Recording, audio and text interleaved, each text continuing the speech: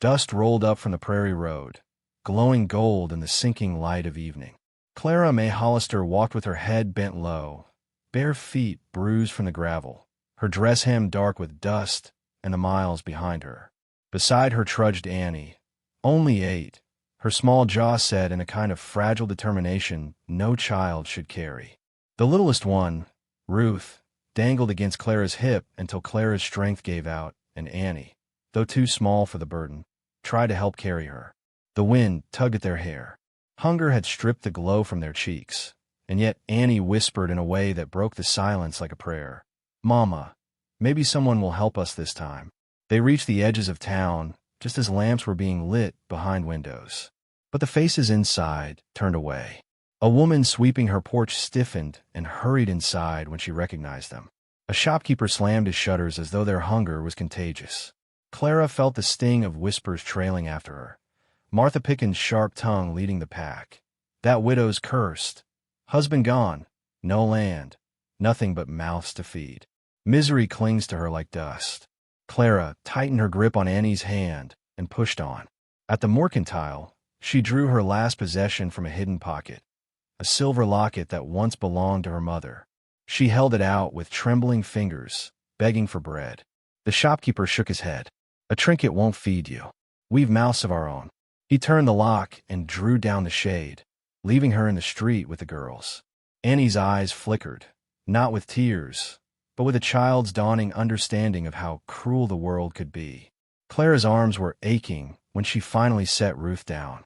The little one's forehead burned with fever. Annie, seeing the panic in her mother's eyes, gathered her courage and led Ruth to the sheriff's office. Boone Calloway met them at the door, hat in hand, weary from the weight of a town that refused compassion. "I wish I could help," he said softly, "but the people here won't take kindly to me sheltering you." Annie looked up at him, her voice small and trembling, and asked words no child should ever think of. "Can you take her instead of me? Mama's tired, and Ruth's too little. I can walk alone." Boone had no answer. His throat closed, and he looked away. From the shadow doorway of the saloon, another figure had been watching. Silas McKenna stood silent, hat brim casting his eyes in shade. Tall, broad from years of ranch work, but with a quietness about him like a man carrying sorrow that never leaves. He did not step forward. He did not speak, only watched as Clara gathered her daughters and turned from the sheriff's office, humiliation burning her cheeks. Whispers rippled through the street. "That's McKenna, the widower. Doesn't talk much since his wife died. Keeps to himself." Clara pulled her shawl tighter, trying to disappear as she led the girls back toward the edge of town. But as the sky darkened and the road stretched lonely ahead, footsteps fell behind her. Heavy, steady. Then a shadow drew alongside. Silas McKenna stopped in front of her without a word. His hands were rough, scarred from work, but he reached down gently and lifted Ruth into his arms as if she were glass. Clara froze, her breath caught. She had begged and pleaded until her voice was raw. And here came a man who said nothing at all, only carried. He led them to his wagon. Clara's pride flared hot. What would it cost her to accept this mercy?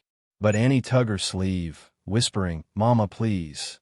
And so Clara climbed up with her eldest while Ruth lay against the rancher's chest. The rideout was filled with silence. Wheels creaked. The prairie wind whispered low. At one point, Silas passed a canteen to Clara. Their fingers brushed, quick, almost accidental, but it lingered longer in her chest than she expected. He never spoke, but something about his silence felt like shelter. They came to his ranch by moonrise. Wide fields stretched around a lonely house, weathered wood and broken fences, but solid enough to hold the storms. He carried Ruth inside and laid her in a quilt that still carried the faded scent of a woman long gone. Clara stood by the hearth, shame rising inside her, shame for needing help, for being seen so broken. Annie curled against her side and whispered, "Mama, he ain't turned us away." The storm broke outside that night, rain against the roof. Clara stood staring at the fire when Annie tiptoed across the room towards Silas. Her voice was soft, meant for him alone. "Can you take her instead of me?" She glanced at her mother, asleep in the chair, face hollowed by grief. Annie didn't mean Ruth this time. She meant Mama. She meant, take care of her too. Silas looked at the child for a long, silent beat, then turned his eyes to Clara. His silence weighed heavy, but it was not empty. It was a vow forming, unspoken but sure. He gave one slow nod, and in that nod, a choice was made. He would not take one. He would take them all. Dawn spilled over the prairie in pink and gold. Ruth's fever eased. Clara stirred the fire, helping prepare the morning meal, awkward in a kitchen that was not hers.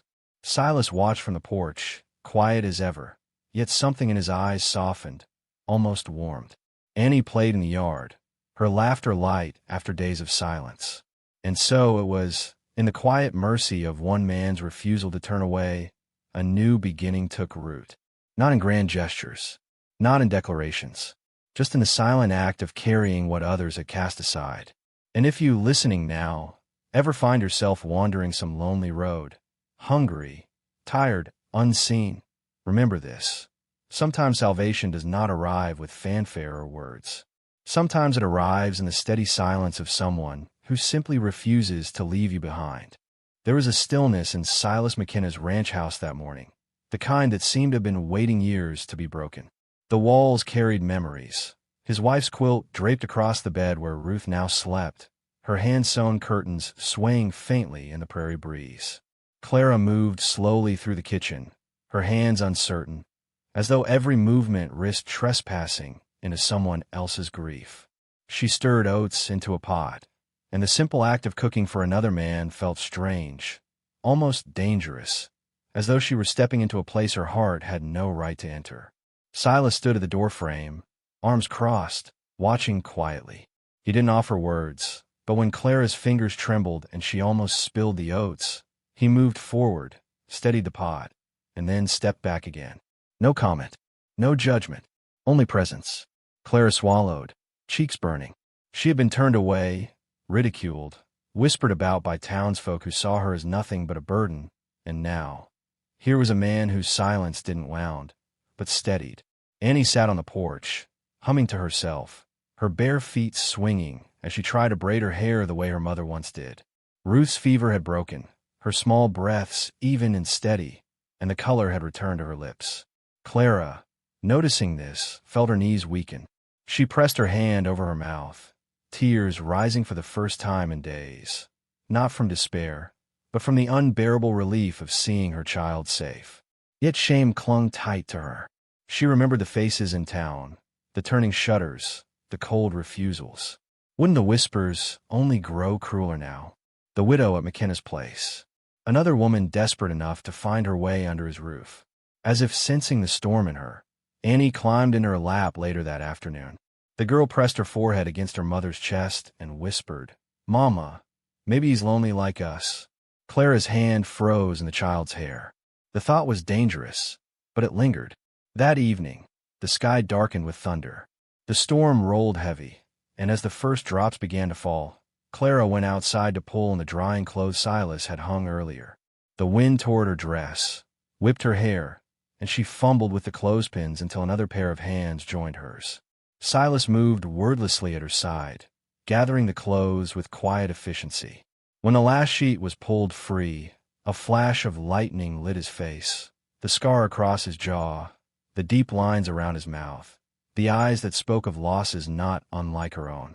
She wanted to speak, to thank him, to offer some words to fill the silence, but none came. And, somehow, he didn't require them.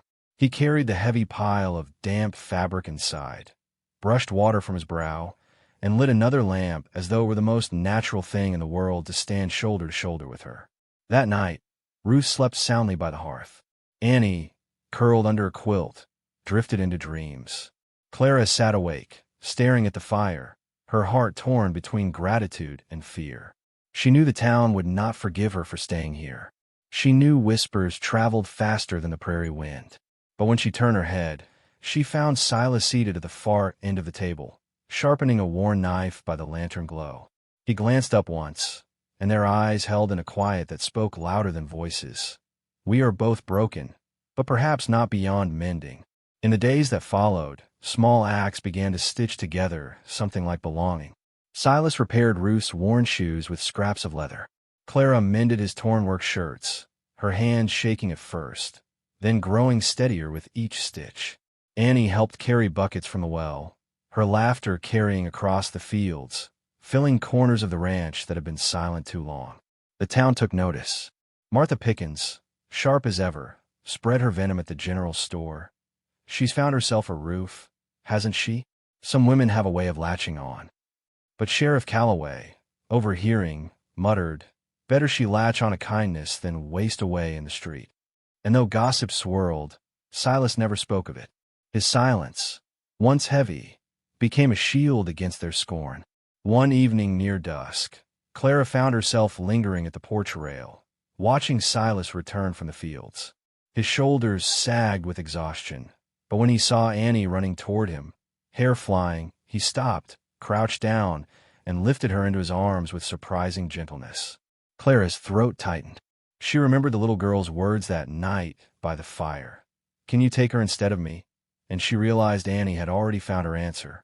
Later, when the stars spilled bright across the sky, Clara stepped outside, the cool air brushing against her face. Silas stood there too, hands tucked into his pockets, looking out over the dark fields. She joined him without a word. For a long time, they simply stood together, silence stretching between them like a bridge. Finally, she whispered, more to the night than to him, "I don't know why you chose to help us." He didn't answer right away.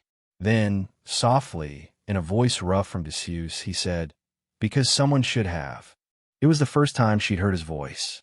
Clara closed her eyes, and in that moment, something inside her, battered and starved for so long, lifted its head toward hope. When dawn came again, the house was no longer hollow. The smell of bread drifted from the kitchen.